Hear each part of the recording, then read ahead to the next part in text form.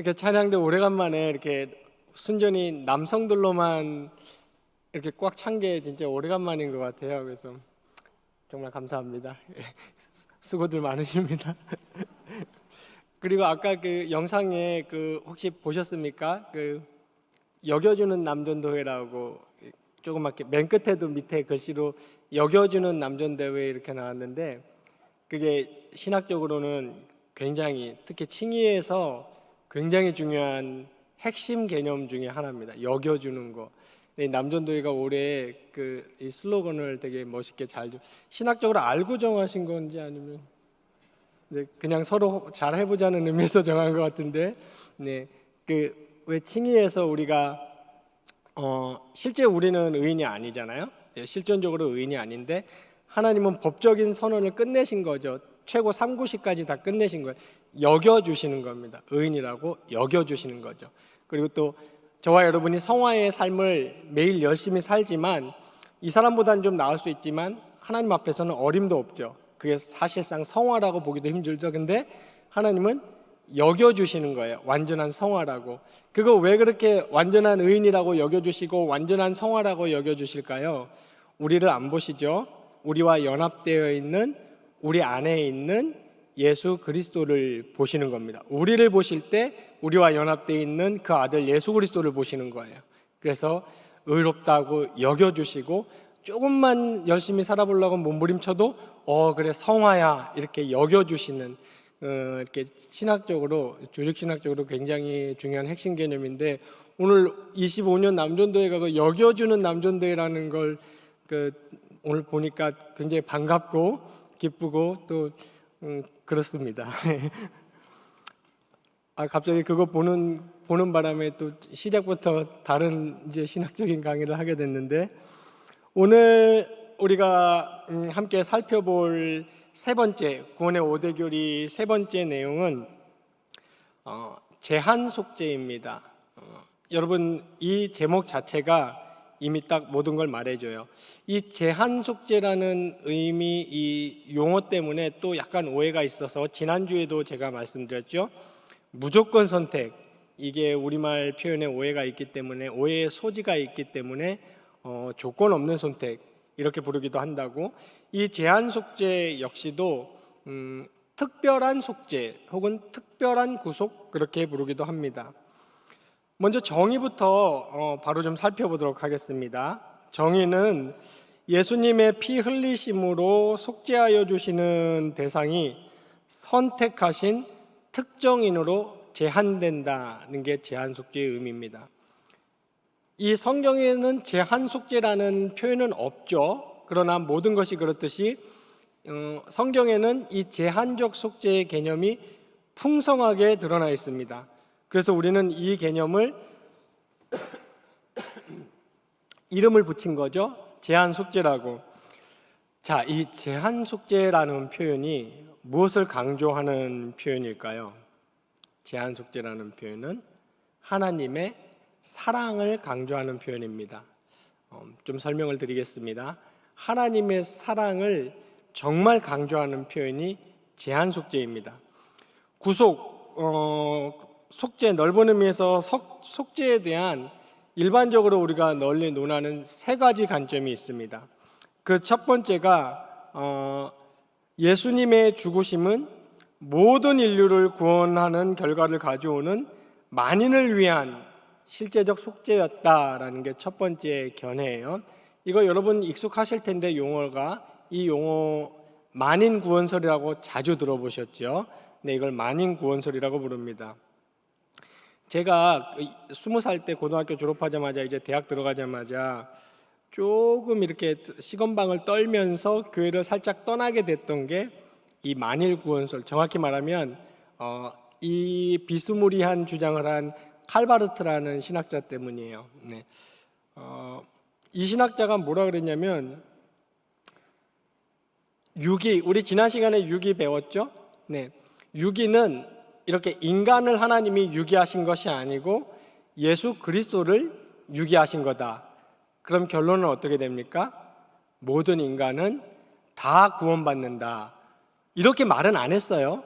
그런데 칼바르트는 마치 모든 인간은 다 구원받는 것처럼 주장을 한 겁니다.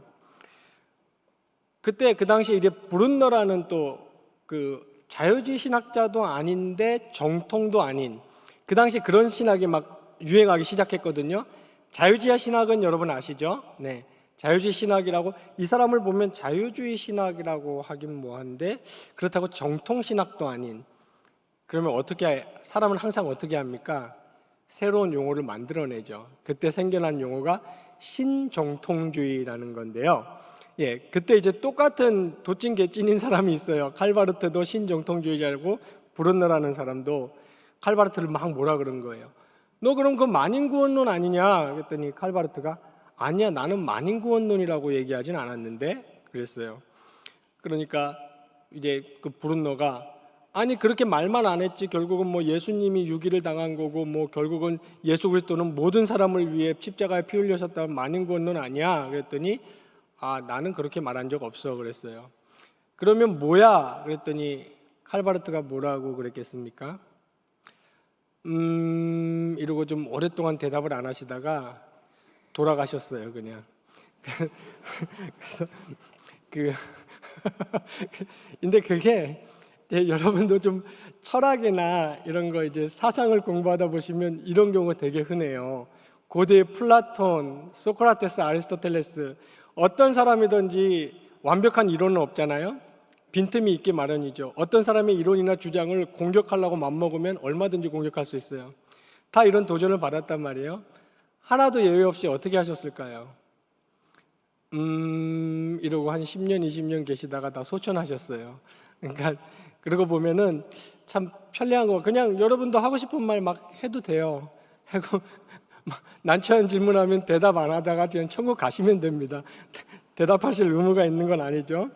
어쨌거나 이 사람이 주장한 게, 그러니까 이 사람은 이런 주장을 한 거죠. 브룬너가 이 사람의 주장을 예를 들었어요. 너 주장은 이거잖아. 난파선이 있어. 난파선이 곧 난파돼서 다 뒤집어져서 죽을 것 같은데 알고 봤더니 굉장히 얕은 물가에 배가 있는 거예요. 그래서 아무도 안 죽어요. 그러면 결론은 뭐냐면 아무도 안 죽는다는 거예요. 근데 어떤 사람이 와서 야, 사실은 이거 굉장히 얕은, 이제 항구에 거의 다 왔어. 굉장히 얕은 물가에 있어. 이렇게 얘기해 주는 게 뭐라는 거죠? 전도라는 거예요. 그러니까 어차피 안 죽긴 마찬가지인데 어떤 사람은 자기가 죽는 줄 알고 안 죽는 거고 어떤 사람은 자기가 안 죽는 줄 알고 안 죽는, 이 차이일 뿐이라는 거죠.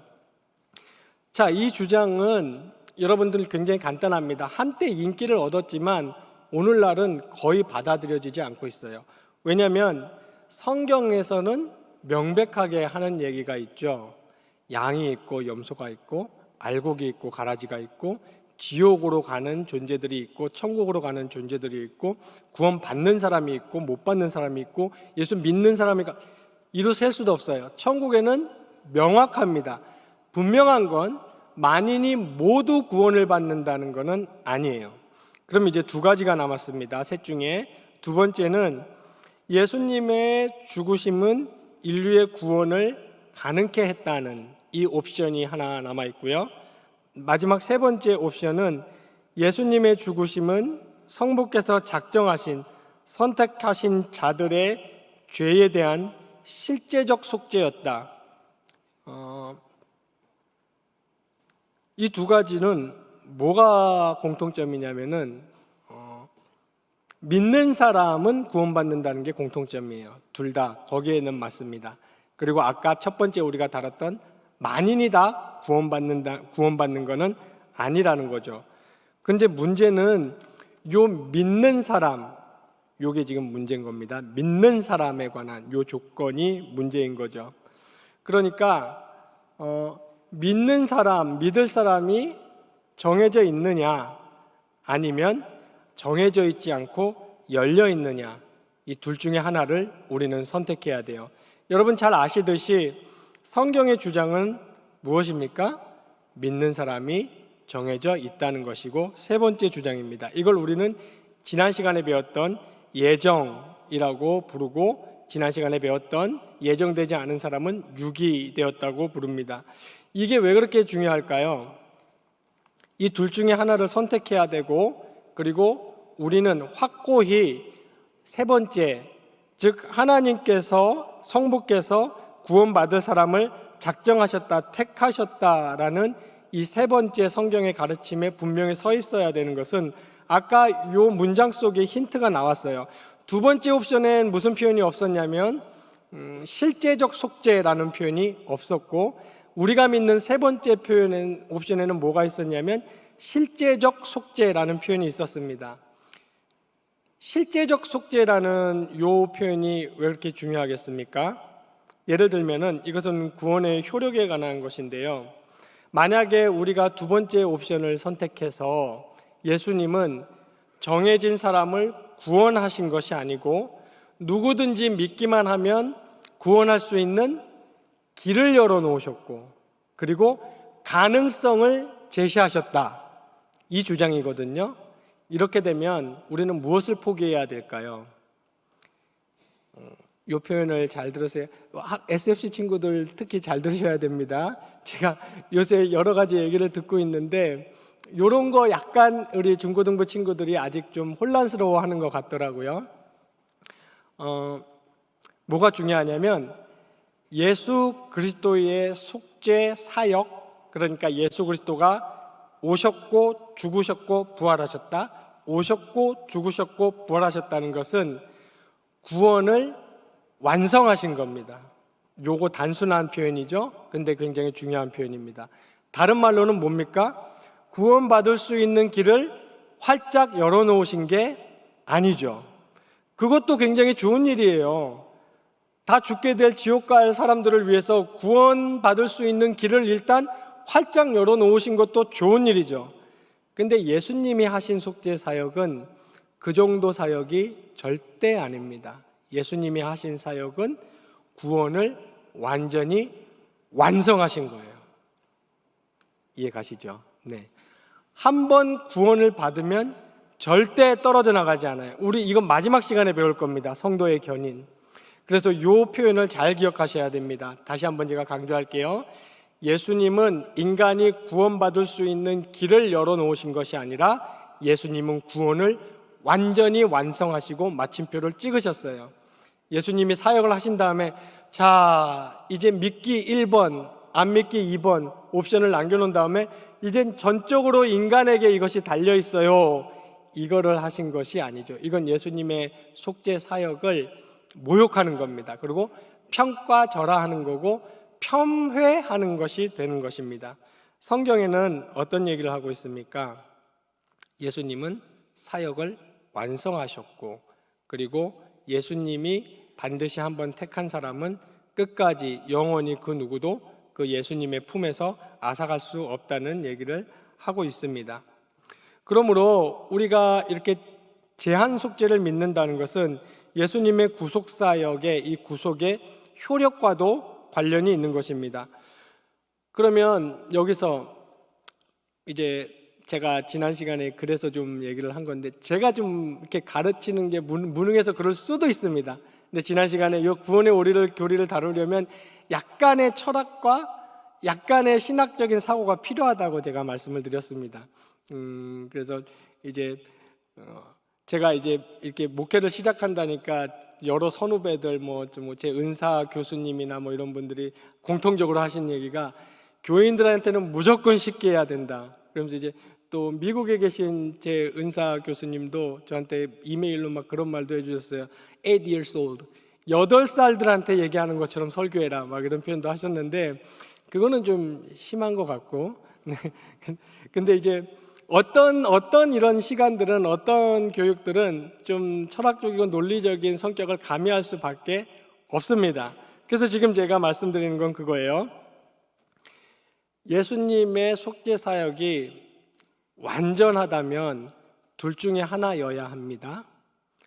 모든 인류가 다 완전히 실제적으로 구원을 받았든지, 아니면 어떤 인류만 완전히 실제적으로 구원을 받았든지, 둘 중에 하나여야 됩니다. 이렇게 완전히 이해 안 하셔도 됩니다. 그냥 분명한 것은 예수님은 속죄 사역을 제한된 사람들만 대상으로 제한된 그 사람들만을 위해서 완전히 속죄 사역을 이루어 놓으셨다는 겁니다. 왜 이렇게 하셨을까요? 성경에 보니까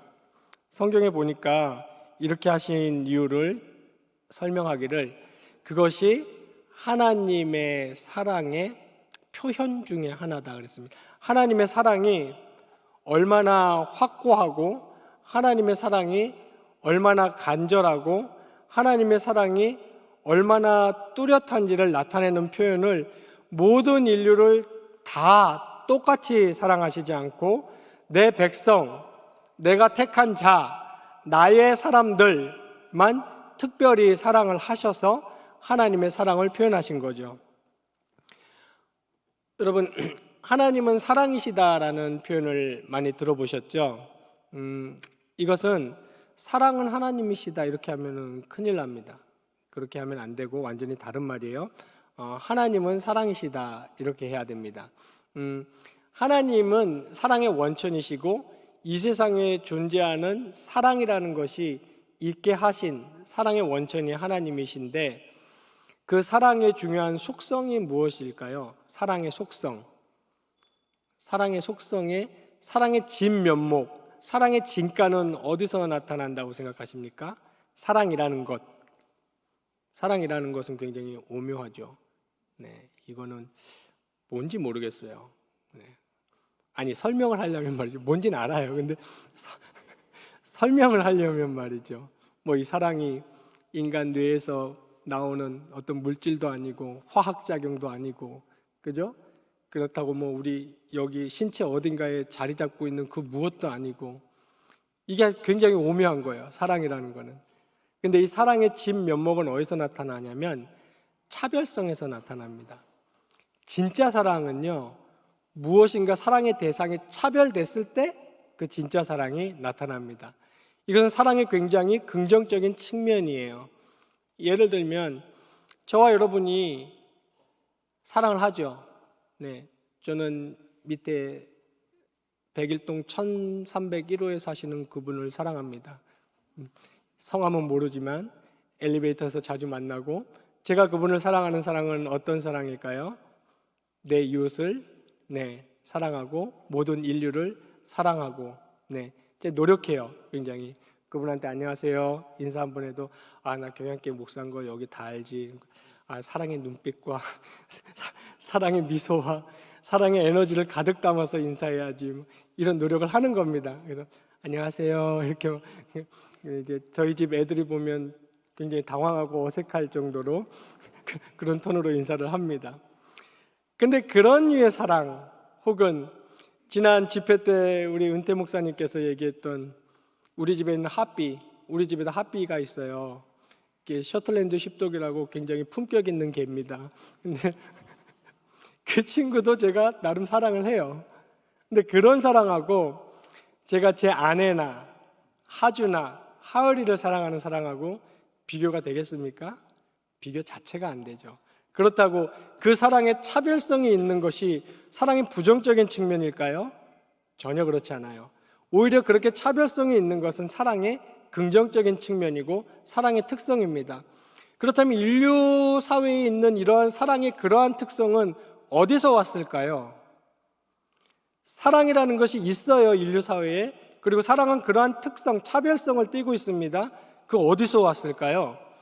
뭐 진화 생물학자들이 주장하는 것처럼 꿈틀꿈틀대고 막 움찔움찔 하다가 막 발전하다가 어떻게 하다가 요만한 아메바만도 못한 존재가 지금 이렇게 고차원의 정교한 인간이라는 존재가 되고, 뭐 인간 군집이 다른 군집보다 더 우월하게 살아남기 위해서 사랑이라는 개념을 만들어서 그것을 사용하고, 여기서 사랑이 온 겁니까?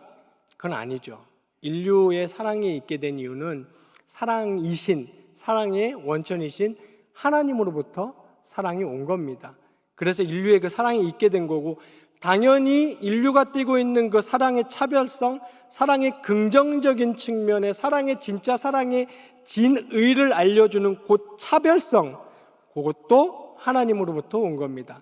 그래서 하나님은 모든 인류를 사랑하시기 때문에 똑같은 해를 비춰주시고 악인과 선인에게 비를 내려주시고 사랑의 하나님이시고 자비와 사랑을 베푸시지만 거기서 하나님의 사랑을 발견하고 끝나서는 절대 안 됩니다. 그러면 하나님의 사랑의 근처도 못 간 거예요. 일반 철학이나 일반 종교가 거기서 끝내죠. 범인류적인 신의 사랑. 그런데 하나님의 사랑의 진가는 택한 백성, 내 사람, 내 자식, 내 백성, 내 택자를 아주 특별히, 매우 특별히 완전히 구별되게, 확고히 구별되게, 아무도 침범하지 못하고 아무도 손댈 수 없도록 영원히 단번에 확실히 구원하고 사랑하는 것, 거기에 하나님의 사랑의 핵심이 있습니다. 이것을 나타내는 것이 바로 우리가 조직신학자들이 딱 하고 이름 붙여놓은 제한 속죄입니다. 그러니까 우리는 이 제한 속죄를 통해서 무엇을 확인해야 되냐면, 제가 20살 때 시건방 떨면서 교회를 떠났던 것처럼 이게 맞아? 이런 걸 하면 SFC 운동 이런 거 하면 되겠어요? 안 되겠어요? 절대 안 돼요. 이런 걸 딱 보면 우리는 하고 이렇게 이리저리 돌려보지 말고, 사랑의 하나님 감사합니다. 나를 구원하신 하나님, 나에게 당신의 그 사랑의 진의를 이 많은 사람들에게 나에게 베풀어 주신 하나님 감사합니다 하는 순종의 마음을 먼저 가져야 됩니다. 제가 인생에서 여러분 제일 후회하는 게 뭔지 아십니까? 이건 정말 진심이에요. 여러분 교육하려고 하는 말이 아니에요. 잠깐 20대 때 교회 떠났던 거예요. 그거는 사람이 할 짓 중에 제일 못쓸 짓이에요. 그런 짓은 절대 하면 안 됩니다. 제가 전에도 한번 특강할 때 대학부 가서도 얘기했는데, 나는 지금 신앙이 바닥을 기고 있어요. 나는 쓰러지던 바닥을 기던 나쁜 짓을 하던, 교회에 나와서 하셔야 됩니다. 교회에서 하셔야 돼요. 교회 반드시 다녀야 돼요. 다 좋아요. 근데 마지막에 딱 넘지 말아야 될 선은 교회 안 나오는 거예요. 그거는 저는 지금도 50이 넘었는데도 전에 말씀드렸죠? 여러분한테 한번 말씀드린 것 같아요. 가끔 아침에 양치질하고 면도할 때 거울 볼 때 내 자신에게 그게 제일 미안해요.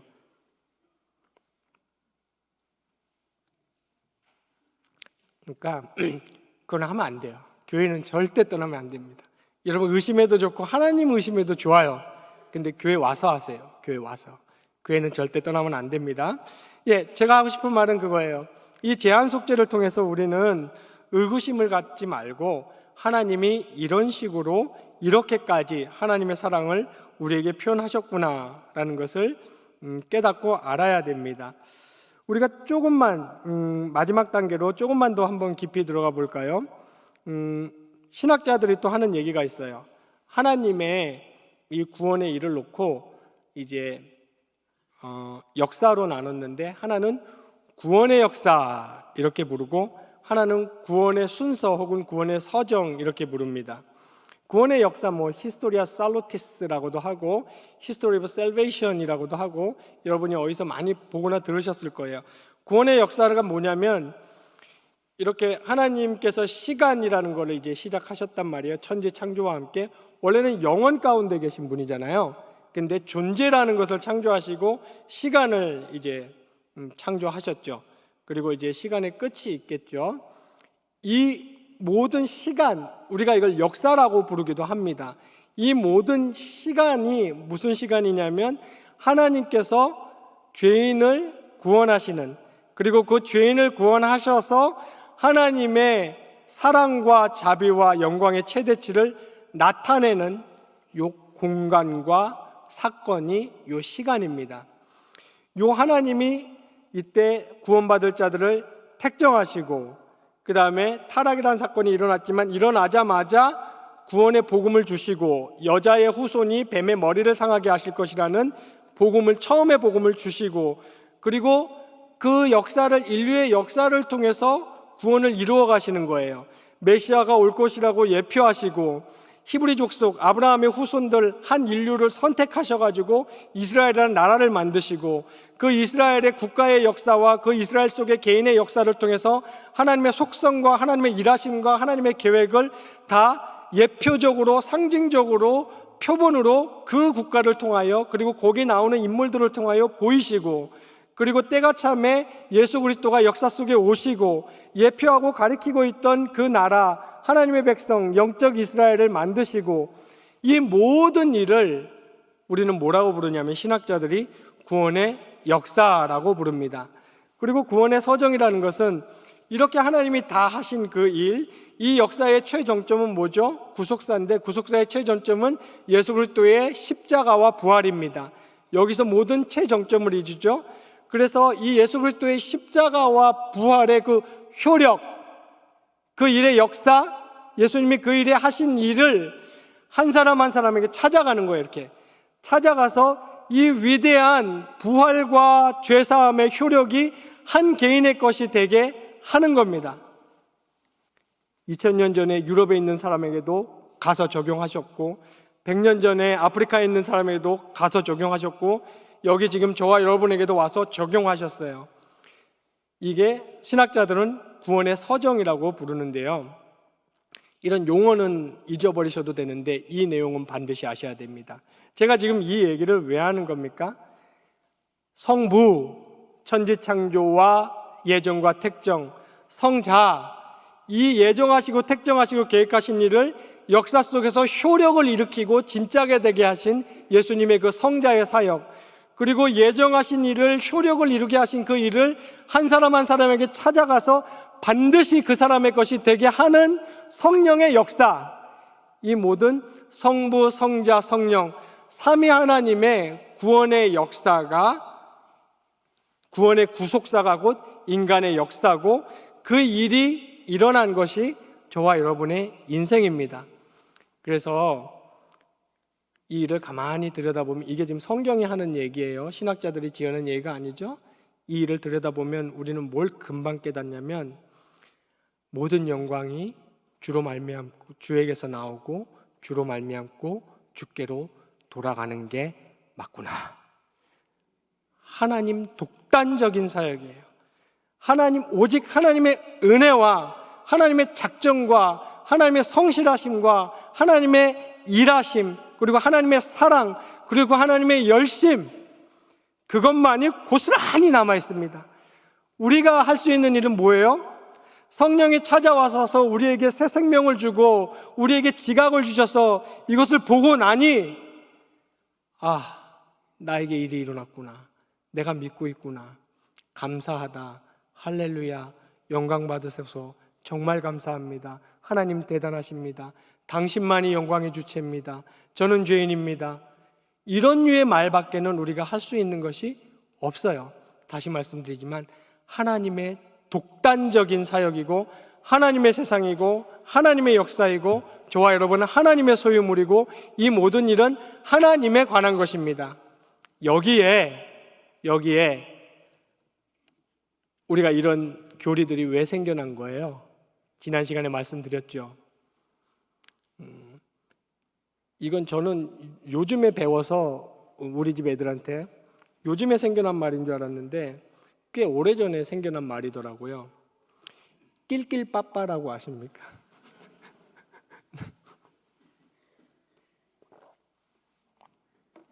아시죠? 네. 낄 때 끼고 빠질 때 빠져라. 거의 성경에 버금가는 진리입니다. 우리 삶을 살면서 반드시 명심하셔야 되는 중요한 진리 중에 하나인 것 같아요. 낄낄빠빠. 이거를 못하는 거예요, 인간이. 제가 무슨 말이냐면 칭이 우리가 구원받는 데 있어서 우리가 낄 자리가 있습니까? 없습니까? 없어요. 전혀 없어요. 이게 성경이 말하는 바이고 지난 시간에 제가 말씀드렸던 실존적으로 우리가 터득해서 아는 바입니다. 제가 지난 시간에 이 자리에서 강의 시작하자마자 첫 질문이 그거예요. 여러분 힘으로 구원을 받은 다음에 여러분 힘으로 죽을 때까지 구원을 유지하고 여러분 힘으로 마지막 심판대 앞에까지 섰을 때 구원을 유지할 수 있는 자신 있는 사람 있으세요? 그랬더니 진짜 1초도 안 돼서 이쪽에서 답이 나왔어요. 아니요, 그랬어요. 네. 우리가 구원을 받는 데 있어서 인간이 낄 자리는 없어요. 근데 그러한 이론들, 아까 제가 말씀드렸던 첫 번째 옵션이나 두 번째 옵션 같은 그러한 교리들이 왜 생겨나냐면 인간이 끼고 싶은 거예요. 인간이 무엇이라도 요만큼이라도 공로를 갖고 싶은 거고, 이 나의 구원에 있어서 내가 무엇인가를 하고 싶은 거죠. 근데 그것은 불가능하다고 그랬어요. 불가능하고 그것은 사실이 아니라 그랬습니다. 오히려 근데 또 이렇게 끼지 말아야 될 때는 껴요. 빠져야 되는데 낀단 말이에요. 근데 껴야 될 때는 또 빠지는 게 인간이에요. 어디 껴야 됩니까? 성화. 성화 아시죠? 네. 성화엔 껴야 돼요, 우리가. 그거는 우리가 이를 악물고 열심히 성화 거룩한 삶을 우리가 살아내야 되는 겁니다. 근데 또 거기는 빠져요. 이게 정말 웃겨요. 이거 낄낄빠빠가 안 되는 겁니다. 칭의, 구원받음, 하나님의 사랑받음은 저와 여러분의 자리가 없습니다. 하나님의 독단적인 사역입니다. 제가 자주 쓰는 표현이 있죠. 하나님의 순전한 독단적인 사역에 저와 여러분같이 때 묻은 인간들의 종교적이나 철학적인 노력과 몸부림을 거기다 덧칠하려고 해서는 안 되는 것이죠. 이렇게 제가 지금 설명드린 것처럼 구원은 하나님께서 당신의 사랑을 온전히 표현하시기 위하여 대상을 제한하셨고, 그리고 제가 방금 구원의 역사와 구원의 서정을 통해서 설명드린 것처럼 하나님께서 독단적으로 하신 일입니다.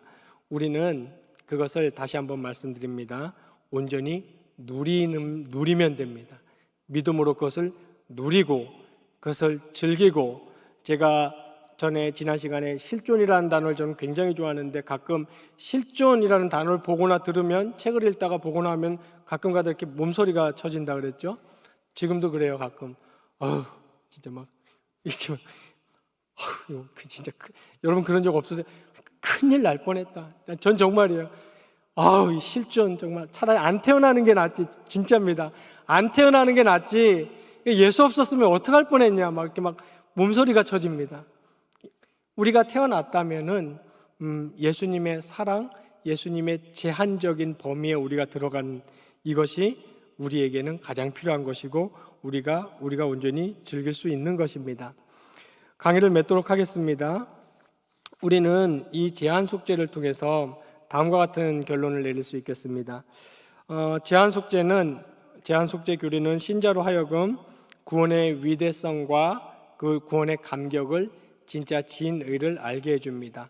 왜냐하면 이 제한 속죄라는 이 성경의 내용을 통해서 하나님의 사랑의 차별성, 하나님의 사랑의 진의를 느낄 수 있기 때문이죠. 그리고 제한 속죄는 신자로 하여금 하나님 사랑의 극대치의 표현, 속죄라는 것이 하나님 사랑의 극대치의 표현임을 알게 해주고, 세 번째로 제한 속죄는 신자로 하여금 확신을 가지고 살게 해줍니다. 여기는 전도하게 한다라고 표현을 했지만, 확신을 가지고 살게 해준, 전도하게 한다도 맞습니다. 확신을 가지고 살게 해줍니다. 만약에 여러분이 하나님이 어떤 구원받을 사람을 선택하시지 않고 구원의 효력을 제한하시지 않았다면, 저와 여러분은 확신, 기독교 복음의 핵심 중에 하나인 확신, 천국 소망, 이런 것을 가지고 살기는 힘들 거예요. 대신 뭘 가질 수밖에 없겠어요? 갔으면 하는 염원, 끝까지 구원에서 탈락하지 않았으면 하는 갈망, 이런 걸 가지고 살아갔겠죠. 근데 기독교 복음은 그 염원이나 갈망을 얘기하지 않아요. 구원받았다는 확신, 천국과 부활한다는 확고한 소망, 확고된 소망을 주는 것이 기독교의 복음입니다. 이것은 제한 속죄가 우리에게 주는 풍요입니다. 마지막으로 제한 속죄는 신자로 하여금 하나님 앞에서 우리는 전적으로 부패하고 전적으로 무능하고 우리 자신을 구원하는 데 있어서 터럭만큼도 기여할 수 없는 죄인임을 알고 겸손히 엎드리게 합니다. 제한 속죄는 하나님의 구원의 효력이 특정인에게 제한됐다는 겁니다. 그 구원의 능력이 모든 인류에게 못 미친다, 이런 말은 전혀 아니에요. 구원의 능력은 모든 인류에게 미치고 인류를 구원하고도 남습니다. 하지만 그 하나님의 구원의 효력만큼은, 실제적 효력만큼은 하나님의 창세전에 택정한 특정인들에게만 제한됩니다. 오늘 이 제한 속죄라는 이 세 번째 개념을 이번 주간에 틈날 때마다 깊이 한번 묵상해 보시고 하나님께서 나를 향한 당신의 사랑의 그 찐사랑, 진실성을 보여주고 나타내기 위해서 선택하신 방법이 제한적 속죄라는 것, 그리고 제가 좀 전에 설명드린 하나님의 구원의 역사와 구원의 서정을 통해서 하나님이 신독단적으로 우리를 위해서 다 이루시고 끝내신, 더 이상 그 아무것도 방해하거나 취소하거나 침투할 수 없는 위대한 하나님의 사역이라는 이 하나님의 은혜의 복음의 진리 안에서 평강을 누리시고 소망을 누리시고 이 은혜를 매일매일 즐기시는, 나를 보지 말고 나에게 주신 예수 그리스도를 보면서 기독교의 복음을 풍성히 누리며 살아가시는 경애의 모든 성도님들 되시기를 주님의 이름으로 축원합니다.